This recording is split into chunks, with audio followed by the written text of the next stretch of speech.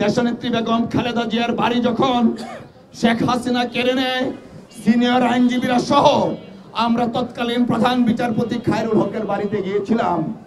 আদালতে তখনও মামলাটা পেন্ডিং ছিল।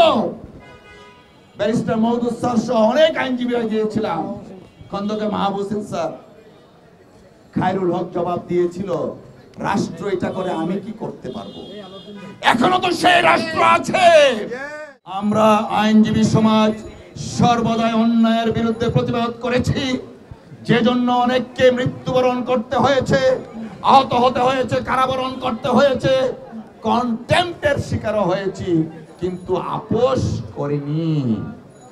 এখনো আমরা বলে দিতে চাই, অনতিবিলম্বে তাদের ব্যাপারে সিদ্ধান্ত নেন।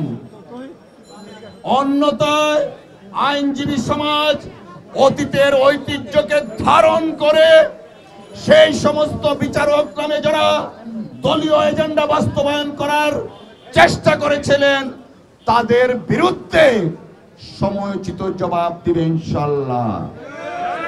প্রিয় বন্ধুরা আমার, আইন মন্ত্রণালয় সারা দেশে অনেক কিছু করছেন। আমি আইন মন্ত্রণালয়ের কাছে জিজ্ঞাসা করতে চাই, যে সমস্ত বিচারক নিম্ন আদালতে নন করাপ্ট পত্র পত্রিকা এসছে, তাদের ব্যাপারে কেন আপনারা কুণ্ঠাবোধ করেন সিদ্ধান্ত নিতে? খায়রুল হক কেন এখনো তার বাসায় আরামে ঘুমাচ্ছে? এই খায়রুল হক বাংলাদেশের গণতন্ত্রকে ধ্বংস করেছে।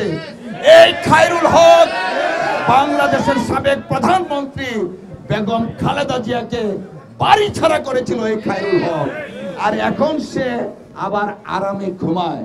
প্রিয় বন্ধুরা আমার, দেশনেত্রী বেগম খালেদা জিয়ার বাড়ি যখন শেখ হাসিনা কেড়ে নেয়, সিনিয়র আইনজীবীরা সহ আমরা তৎকালীন প্রধান বিচারপতি খায়রুল হকের বাড়িতে গিয়েছিলাম।